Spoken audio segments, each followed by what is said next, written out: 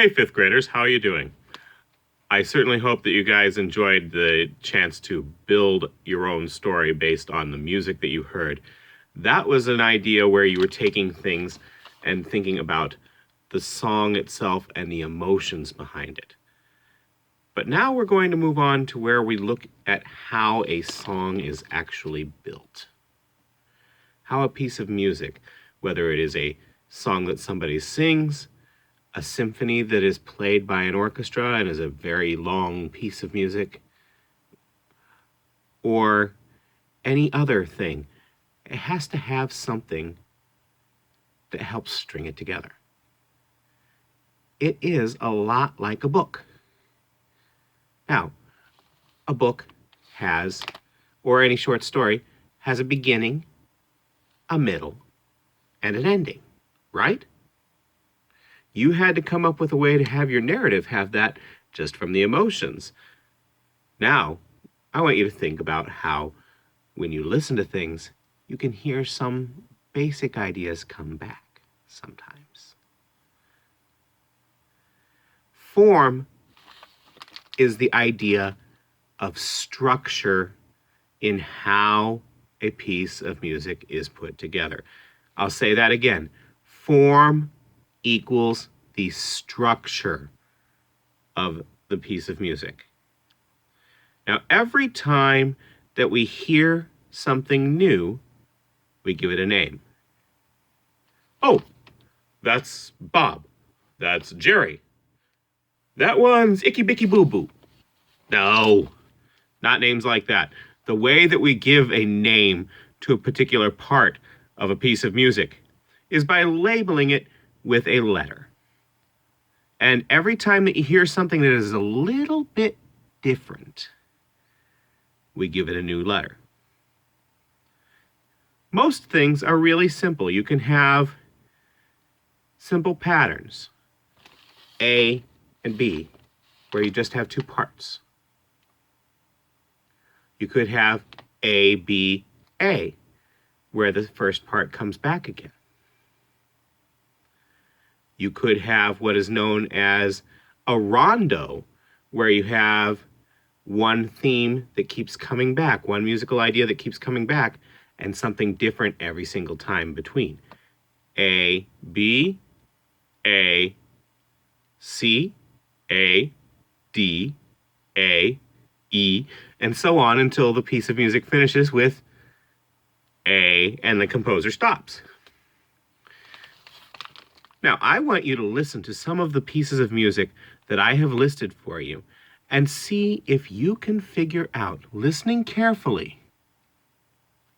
very carefully, what those forms are. See if you can hear it. I'm going to give you an example of different types of forms, and I will tell you what they are. And I want you to listen.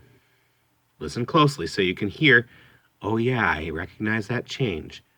Oh yeah, I recognize that coming back.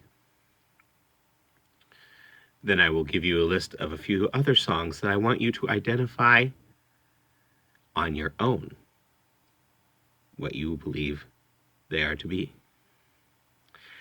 Now, here's where we tie into the narrative of what makes it tell a story. Not only do you have the structure of a story where you have the beginning, the middle, and the end, but now you are going to actually retell a story after you've learned this musical form. I've given you an example of something that another teacher that I know, that I met at a workshop that I went to once, put together where they actually made a parody. Now, what a parody is a song where you take something that is familiar, a popular song, a popular tune that people would already know, and you change it to be a little bit of a joke of itself. Or you change it around so that you recognize the music still, but something else is different. Kind of like if you know Weird Al Yankovic, he does parody songs where he does funny lyrics, funny words to some already pre-existing song. After you know the song form, I want you to pick a song, tell me its form, and then make a parody song where you are telling a popular children's story.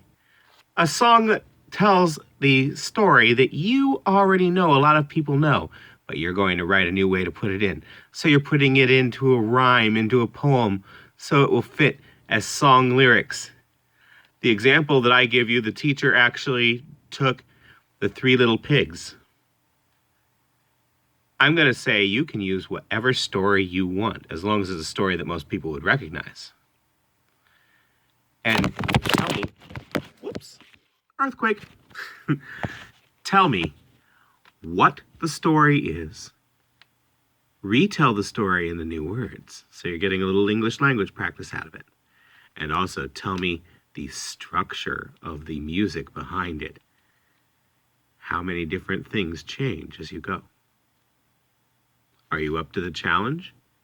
Can you be new storytellers? I'm hoping so, and we'll find out in a new adventure together. Everybody have a good week.